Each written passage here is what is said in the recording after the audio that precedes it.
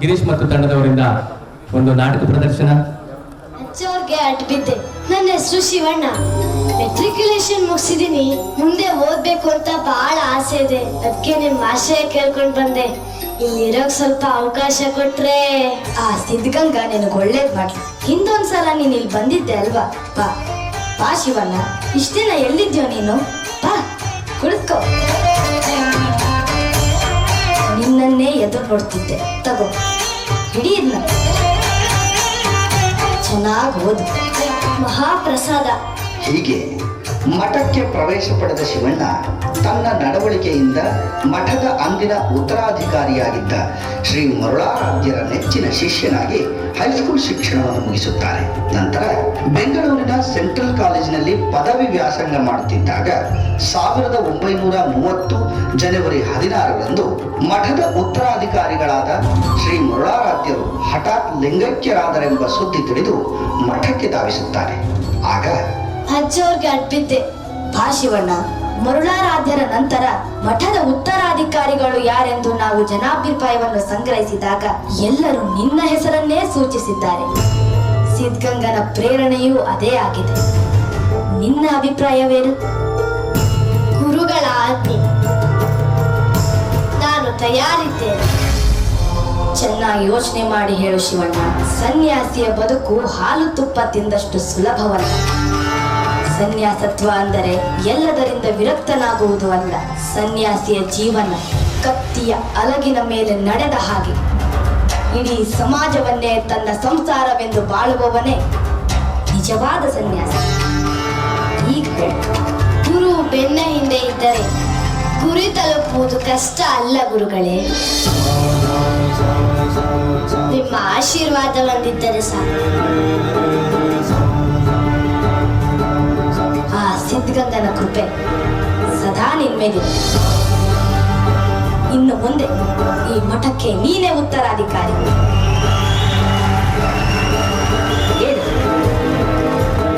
ಶಿವಣ್ಣ.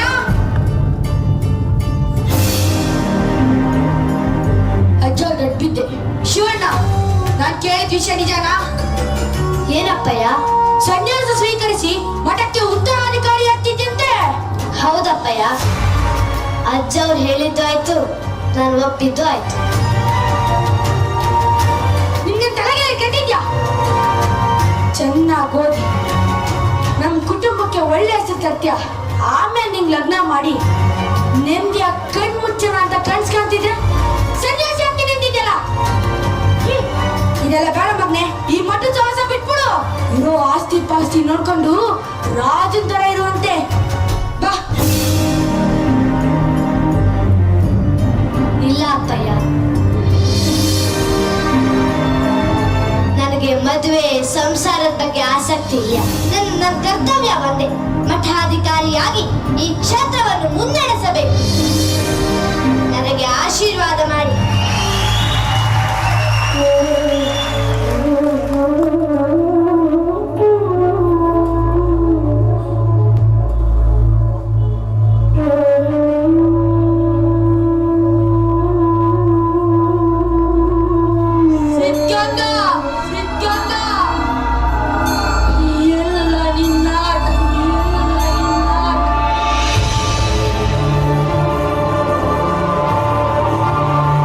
ಶಿವಣ್ಣ, ಇನ್ನೊಂದ್ಸಲ ಸರಿಯಾಗಿ ಯೋಚನೆ ಮಾಡು.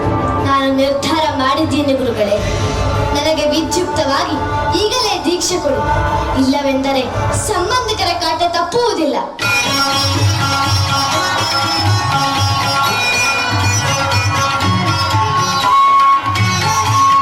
ಲಿಂಗ ಪೂಜೆಯ ಮಾಡುವೆ ಎನ್ನಿಷ್ಟ ಲಿಂಗ ಪೂಜೆಯ ಮಾಡುವೆ ಅಂಗಯ್ಯ ಮಂಟಪದಿ ಸಿಂಗರಿಸಿ ಸಡಗರದಿ ಎನ್ನಿಷ್ಟ ಲಿಂಗ ಪೂಜೆ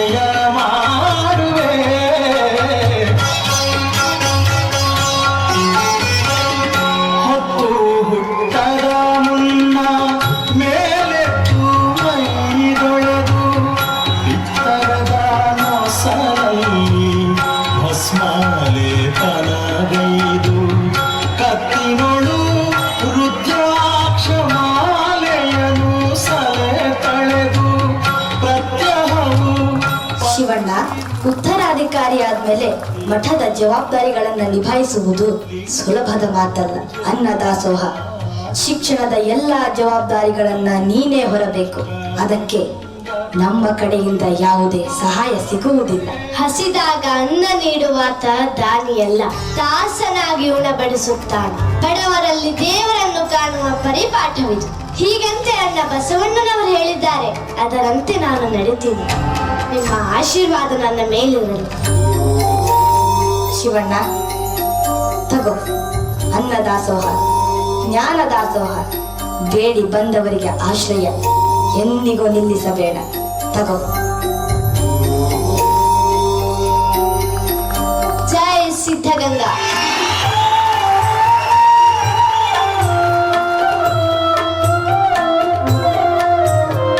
ಜ್ಯೋತಿ ಬೆಳಗುತ್ತಿದೆ, ಜ್ಯೋತಿ. ಜೈ ಸಿದ್ಧಗಂಗಾ. ಬೆಳಗ್ಗೆ ಆಯ್ತು ಅಂದೆ ಅಯ್ಯ ಸ್ವಾಮಿ ಶಿವಶಂಕರ ತಪ್ಪನ್ಬಿಡ್ತಾರೆ. ಏನ್ ಸ್ವಾಮಿಗಳೇ, ಏನಾಗಬೇಕಾಗಿತ್ತು? ಮಠದಲ್ಲಿ ನೂರಾರು ವಿದ್ಯಾರ್ಥಿಗಳಿಗೆ ಅನ್ನದಾಸೋಹ ಮತ್ತು ಅಕ್ಷರ ದಾಸೋಹ ನಡೀತಿದೆ. ಅದಕ್ಕೆ ನಿಮ್ ಕೈಲಾದ ಸಹಾಯ ಮಾಡ್ಬೇಕು. ಆ ಸಿದ್ಧಗಂಗಾ ನಿಮಗೆ ಒಳ್ಳೇದ್ ಮಾಡ್ತಾನೆ. ಹಂಗಂತ ನಾನು ನಿಮ್ಗೆ ಏನಾದ್ರು ಸಹಾಯ ಮಾಡಿದ್ರೆ ನನ್ ಮಗ ನನ್ನನ್ನೇ ಮನೆಯಿಂದ ಹೊರಗಡೆ ಹಾಕ್ತಾನ. ಬಂದ್ಬಿಟ್ಟ. ಎಲ್ರು ಈ ಮನೆಯಿಂದ ಒಂದಲ್ಲ ಒಂದಿನ ಹೊರಗೆ ಹೋಗೋರೆ. ಇರೋವರೆಗೂ 4 ಜನರಿಗೆ ಒಳ್ಳೇದ್ ಮಾಡಿದ್ರೆ ಆ ಸಿದ್ಧಗಂಗಾ ಒಳ್ಳೇದ್ ಮಾಡ್ತಾನೆ. ಓ ಹೌದಾ? ನಿಮ್ ಸಿದ್ಧಗಂಗಾ ಅಷ್ಟೊಂದು ಒಳ್ಳೆಯವನ? ಹಾಗಾದ್ರೆ ಒಂದ್ ಕೆಲಸ ಮಾಡಿ, ಇಲ್ಲೇ ರೀ ತಗೊಳ್ಳಿ. ಇದರಲ್ಲಿ 700 ರೂಪಾಯಿ ರೊಕ್ಕ ಇದೆ. ಆಳ ಕೆತ್ತು ತಿಂದು ಎಲ್ಲ ಹಾಳಾಗೋಗಿದೆ. ಇದನ್ನ ಬದಲಾಯಿಸಿ ಹೊಸ ನೋಟ್ ಕೊಡ್ಸಿದ್ರೆ ನಾನು ನಿಮ್ಗೆ ಏನ್ ಸಹಾಯ ಬೇಕೋ ಮಾಡ್ತೀನಿ. ಹಾಗೆ ಆಗಲಿ, ತಗೊಳ್ಳಿ. ನಾಳೆ ಮಠಕ್ಕೆ ಬಂದು ನಿಮ್ಮ ಹೊಸ ಹಣ ತೆಗೆದುಕೊಂಡು ಹೋಗಿ.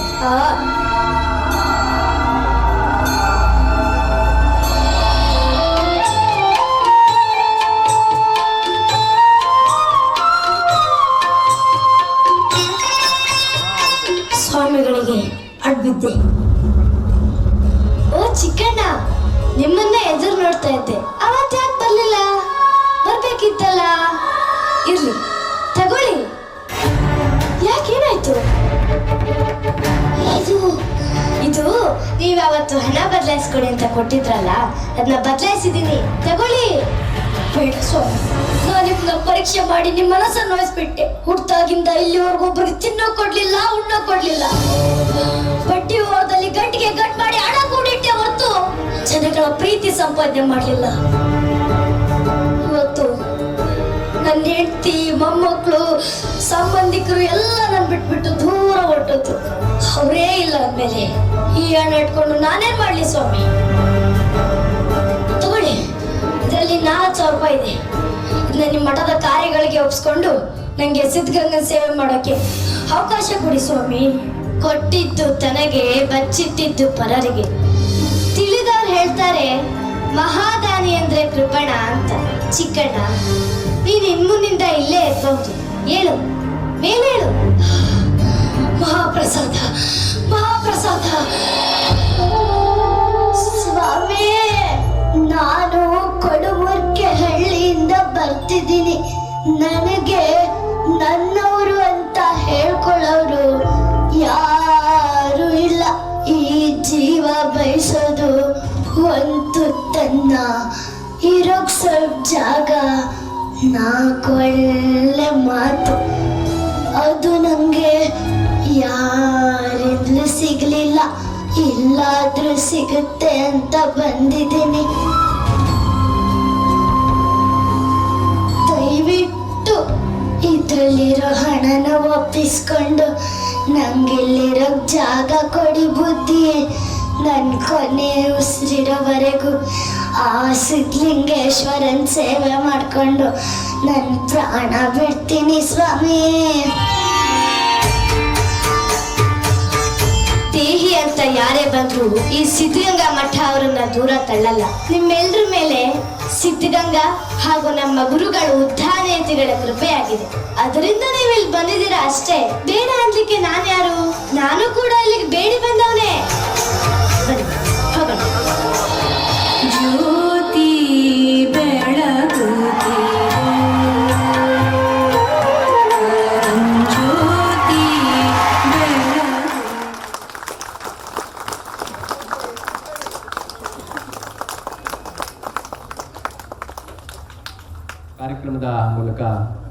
ವಿವಿಧ ದಾಸೋಹಿ ಶ್ರೀ ಶ್ರೀ ಶಿವಕುಮಾರ ಸ್ವಾಮೀಜಿಗಳ ಜೀವನವನ್ನು ನಮ್ಮ ಮುಂದೆ ಕಟ್ಟಿಕೊಟ್ಟಂತಹ ಗಿರೀಶ್ ಮತ್ತು ತಂಡದವರಿಗೆ ನಾವು ಜೋರಾದ ಚಪ್ಪಾಳೆ ಮೂಲಕ ಅವರಿಗೆ ನಾನು ಅಭಿನಂದನೆಯನ್ನು ಸಲ್ಲಿಸ್ತಾ ಇದ್ದೇವೆ.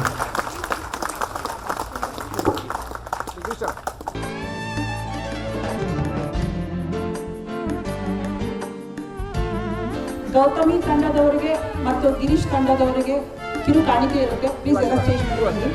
ಪಂಕಜ ಮ್ಯಾಮ್ ಅವರು ಕಿರು ಕಾಣಿಕೆಗಳನ್ನು ನೀಡಬೇಕಾಗಿ ವಿನಂತಿ ಮಾಡ್ಕೊಳ್ತಾ ಇದ್ದೀನಿ. ಶ್ರೇಯಾ ಸಮೃದ್ಧಿ ಕಮ್.